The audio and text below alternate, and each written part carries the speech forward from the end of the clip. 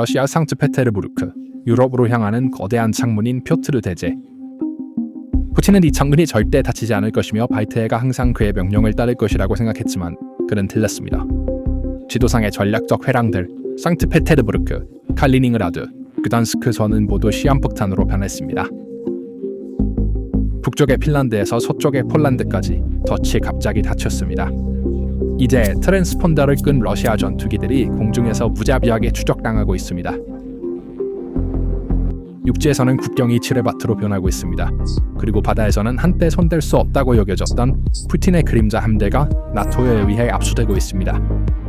모스크바의 발트해는 더 이상 무역로가 아니라 동맹에 의해 만들어진 거대한 감옥으로 빠져나갈 길이 없다. 이것은 러시아 서부 측면의 물리적, 경제적, 외교적 압박입니다. 이 질식 작전은 세 가지 다른 층에서 외과적 정밀도로 시작되었고 조정된 강철망짜기 전략으로 진행되었습니다. 첫 번째 단계는 하늘에서의 절대적인 우위 선언이었고 이 조치는 러시아 공군이 예상하지 못한 곳에서 나왔습니다. 2026년 1월부터 발트해 상공은 러시아 조종사들에게 비행 금지 구역이 되었습니다. Su-30 전투기와 AN-26 수송기가 러시아 서부 국경에서 이륙하여 레이더 가시성을 줄이고 나토의 방공 시스템을 시험하기 위해 트랜스폰더를 껐습니다. 그러나 이러한 유령 비행 시도는 즉시 나토의 통합 방공 네트워크에 의해 감지되었습니다. 키이우 포스트와 폴리티코에 의해 검증된 데이터에 따르면 나토 전투기는 몇 분 내에 이 항공기를 요격했습니다. 여기서 기술적 세부 사항은 러시아 조종사들이 겪는 심리적 압박을 명확히 드러냅니다. 과거에는 일상적인 괴롭힘 비행이나 무력 시위로 여겨졌던 것이 이제는 총구 앞에서 수행되는 자살 임무로 발전했으며 이는 언제든지 치명적인 교전으로 변할 수 있습니다. 나토가 이 항공기를 요격하는 속도는 교전 규칙이 얼마나 공격적으로 변했는지를 증명하며 발트해 상공이 이제 모스크바에게 더 이상 투과 가능한 통로가 아니라 잠긴 영공임을 나타냅니다.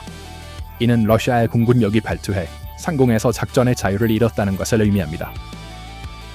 두 번째이자 가장 파괴적인 층은 차가운 바다 위에서 발생했습니다.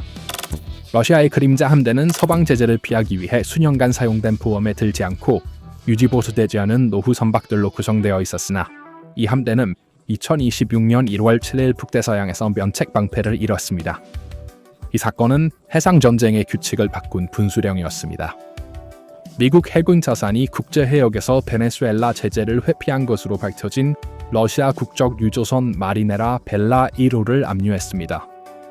영국 왕립 해군은 이 작전을 위해 공중과 해상에서 물류 지원을 제공했습니다. 작전의 기술적 측면은 크렘린의 복도에 깊은 충격을 주었습니다. 러시아 잠수함이 해당 지역에서 선박을 호위했음에도 불구하고 나토 군대는 그 배를 멈추고 통제권을 장악했습니다. 이 상황은 러시아의 해적제 우산조차 상업 선박을 보호하기에 충분하지 않다는 것을 보여줍니다. 마리네라 사건은 단순히 선박의 손실이 아닙니다. 그것은 러시아의 회색 지대 물류의 붕괴입니다. 상트페테르부르크나 칼리닝그라드를 떠나는 모든 선박은 이제 압류의 잠재적 대상이 되었습니다. 바다에서 갇힌 상태는 러시아의 석유 수익을 운반하는 동맥이 물리적으로 끊어졌음을 의미합니다. 전쟁 지역에 의해 확인된 이 작전은 러시아의 해상 밀수 네트워크를 마비시켰습니다. 세 번째 층은 칼리닝그라드 국경에 건설 중인 현대의 철의 장막입니다. 폴란드, 리투아니아, 라트비아, 에스토니아는 러시아와 벨라루스와의 국경을 철조망 울타리뿐만 아니라 드래곤 스티스라고 알려진 대전차 콘크리트 블록과 수천 개의 대인 지뢰로 강화하고 있습니다. 폴란드의 이스트 실드 프로젝트의 일환으로 벨라루스와 칼리닝그라드 국경은 통과할 수 없는 죽음의 지대로 변하고 있습니다. 이 요새화는 칼리닝그라드를 본토에서 완전히 차단하여 유럽 한가운데 고립시키고 물류 지원을 차단하며 방어할 수 없는 인질 상태로 남겨둡니다. 전력선 차단과 열차 운행 중단이 결합되어 칼리닝그라드의 전략적 방정식은 모스크바에 대해 붕괴 지점에 도달했습니다. 나토의 3종 작전은 지도에서 보이는 단순한 군사적 포위가 아니라 러시아의 전쟁 기계를 지원하는 물류 기반을 무너뜨리는 거대한 도미노 효과입니다. 이 효과의 첫 번째이자 가장 고통스러운 결과는 그림자 함대의 작전 마비입니다. 미국 국기를 단 마리네라 유조선의 압류는 보험회사, 선장, 선주들에게 엄청난 억제 효과를 가져왔습니다. 이제 어떤 선주도 나토 해군이 순찰하며 의심스러운 선박에 대해 승선 권한을 행사하는 바다에서 러시아 석유를 운송할 위험을 감수할 수 없습니다. 이 상황은 러시아의 에너지 수출이 급격히 감소하게 하여 전쟁 경제의 현금 흐름을 멈추게 했습니다. 크렘린이 석유를 팔지 못하는 매일매일은 우크라이나 전선에서 탱크를 운영하고 군인들의 급여를 지급하는 데 필요한 자금을 잃는 것입니다. 파급 효과의 두 번째 차원은 칼리닝그라드의 민간 인프라 붕괴입니다. 발트 국가들이 BRL 전력망에서 분리되고 유럽 시스템에 통합된 것과 국경의 물리적 폐쇄가 결합되어 이 지역은 에너지와 식량 안보 측면에서 완전히 취약한 상태에 놓이게 되었습니다. 지역의 공황 분위기로 인해 현지 사람들이 슈퍼마켓 선반을 비우고 주유소에 긴 줄을 서고 현금을 인출하기 위해 은행으로 몰려가고 있습니다. 이것이 전선뿐만 아니라 러시아가 자국이라고 주장하는 영토의 일반 시민들의 주방과 거리에서 전쟁이 초래한 혼란입니다. 칼리닝그라드는 전초 기지가 아니라 모스크바가 먹여 살려야 하지만 단절된 물류 라인 때문에 할 수 없는 거대한 부담이 되었습니다. 그러나 파급 효과는 서부 국경에만 국한되지 않습니다. 위기는 중앙아시아 깊숙이 동쪽으로 퍼져나가며 글로벌 공급망 전쟁으로 변했습니다. 우리의 분석에 따르면 나토의 외교적 및 경제적 압박이 러시아가 자신의 뒷마당이자 가장 신뢰할 수 있는 물류 파트너로 여기는 카자흐스탄에도 구체적인 결과를 가져왔다. 2026년 초 중국에서 중요한 물품을 운반하던 5,000대 이상의 러시아 트럭이 카자흐스탄 국경에서 막혔습니다. 이 트럭들은 단순한 소비재를 운반하는 것이 아니라 러시아 군수산업의 필수적인 마이크로칩, 드론 부품, 전자회로를 운반하고 있었습니다. 이 대리봉쇄는 러시아의 물류 위기를 다음 단계로 끌어올립니다. 서쪽에서의 해상 정로는 닫혔고 동쪽에서의 육로는 차단되었습니다. 카자흐스탄 세관은 서방 제재와 2차 제재의 위협에 굴복하여 이러한 통과를 중단함으로써 러시아의 수입 동맥을 완전히 질식시킵니다. 러시아 공장의 생산 라인은 부품 부족으로 멈추고 있으며 크렘린의 동쪽으로의 전환 전략도 이러한 트럭 대기열에서 실패하고 있습니다. 모스크바는 이제 서쪽이나 동쪽에서 안전한 공급선을 갖고 있지 않습니다. 러시아는 자체 지리 내에 갇혀 있습니다. 이러한 전술적 움직임과 물류 붕괴를 모두 결합하면 크렘린에게는 완전한 악몽 같은 전략적 그림이 나타납니다. 발트해는 이제 공식적으로 그리고 효과적으로 나토의 호수가 되었습니다. 푸틴이 수년간 레드라인으로 정의한 이 지리적 위치는 이제 러시아 해군이 항구에서 코를 내밀 수도 없고 그들의 모든 움직임이 감시되는 감옥이 되었습니다. 스웨덴과 핀란드의 완전한 동맹 통합과 폴란드의 공격적인 방어 교리는 이 지역에서 러시아의 지정학적 존재를 없앴습니다. 이 전략적 체크메이트의 가장 구체적이고 굴욕적인 표현은 외교 전선에서의 전멸 상황입니다. 폴란드는 러시아의 하이브리드 전쟁과 사보타주 행동에 가장 강력하게 대응하여 그단스크에 있는 마지막 러시아 용사관을 폐쇄하기로 결정했습니다. 이것은 단순한 외교적 기피 인물 선언이 아닙니다.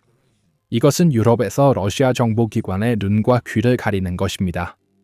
역사적으로 그단스크는 발트해에서 러시아의 영향력을 상징했습니다. 이제는 문이 잠기고 간판이 제거되었으며 직원들이 추방된 유령 건물이 되었습니다. 폴란드 정부의 결정은 러시아의 외교적 면책 특권이 무너졌다는 선언입니다. 더 큰 그림에서 이 상황은 러시아의 강대북 지위가 붕괴되었음을 나타냅니다. 그것은 카자흐스탄과 같은 이웃을 통제할 수 없고 해양에서 자국의 선박을 보호할 수 없으며 국제 공역에서 비행기를 날릴 수 없는 핵 강국의 모습을 그립니다. 나토 사무총장 마크 어리터의 "우리는 준비되어 있어야 한다"는 경고는 서방이 더 이상 방어적이지 않고 러시아의 공격을 미연에 방지하기 위한 적극적인 선제 공격 교리를 추구하고 있음을 보여줍니다. 이 포위전은 또한 크렘린의 유일한 남은 개방 경로인 북쪽 경로를 죽음의 덫으로 바꾸고 있습니다. 발트해가 폐쇄되면서 무르만스크로 실려가는 러시아의 물류도 여기서 철도 사보타주를 겪고 있습니다. 우크라이나 정보부와 지역 저항 전사들이 무르만스크로 가는 유일한 철도의 전환기를 목표로 하여 러시아의 핵잠수함 기지를 본토와 차단하려 하고 있습니다. 바렌츠 옵서버의 보도에 따르면 이 노선에서의 사보타주가 증가하고 있으며 러시아는 베어링 부족으로 인해 화차를 이동시킬 수 없습니다. 궁지에 몰린 푸틴 정권은 비대칭 보복을 위해 버튼을 눌러 케이블 전쟁을 시작했습니다. 러시아 얀타르급 스파이 선박의 수상한 움직임은 중요한 해저 케이블에 대한 모스크바의 위협입니다. 우리를 목조르면 우리는 세계를 눈멀게 할 것이다.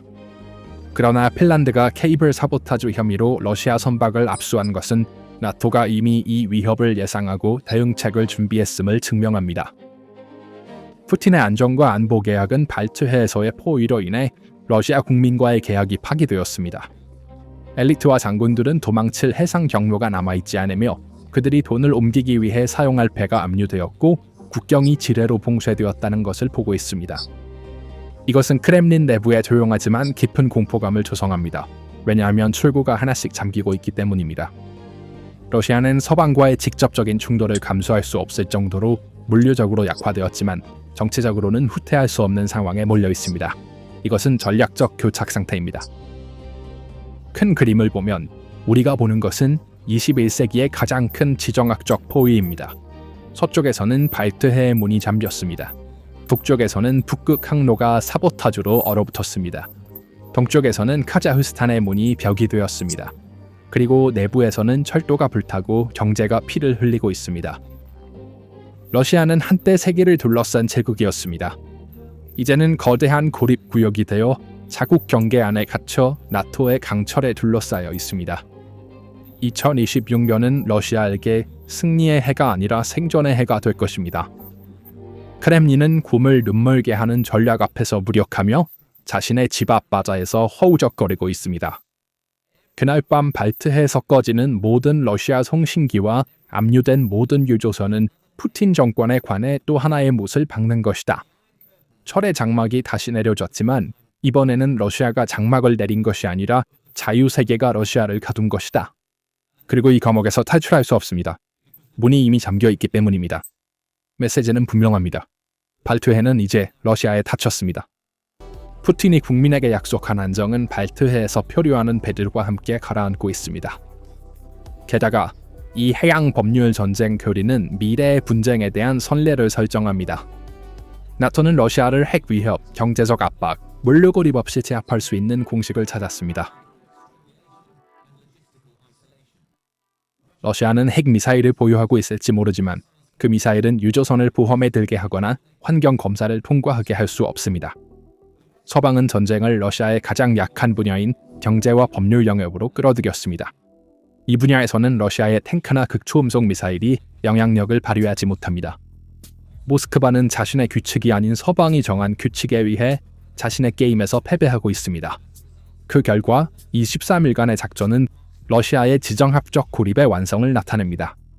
북쪽, 남쪽, 서쪽에서 포위된 러시아는 더 이상 글로벌 플레이어가 아니며 생존을 위해 고군분투하는 지역의 왕따 국가로 전락했습니다. 에스토니아와 핀란드는 지도에서 작은 크기에도 불구하고 이 거대한 전략적 조치로 러시아의 제국적 비전을 종식시켰습니다. 12월 17일 에스토니아의 경고, 12월 20일 스웨덴의 습격, 12월 30일 핀란드의 작전. 이 세 날짜는 러시아 해군 붕괴의 달력을 표시합니다. 상트페테르부르크와 칼리닝그라드를 잇는 중요한 연결이 끊어졌습니다. 그림자 함대가 드러났고 크렘린의 에너지 협박은 역효과를 냈습니다. 발트해는 더 이상 러시아의 출구가 아니라 80km의 막다른 길입니다. 푸틴이 그의 함대를 배치하여 이 봉쇄를 깨려 할까요? 아니면 하루에 1억 달러가 증발하고 칼리닝그라드가 서서히 질식하는 것을 무력하게 지켜볼까요? 모스크바는 움직일 여지가 없는 것 같습니다. 게임은 끝났습니다. 이 문제에 대한 여러분의 생각은 무엇인가요? 댓글로 여러분의 생각을 공유해주세요. PPR 글로벌의 특별 분석에 대한 정보를 받으시려면 저희 채널을 구독하시고 알림을 켜주세요. 저희를 선택해주셔서 감사합니다.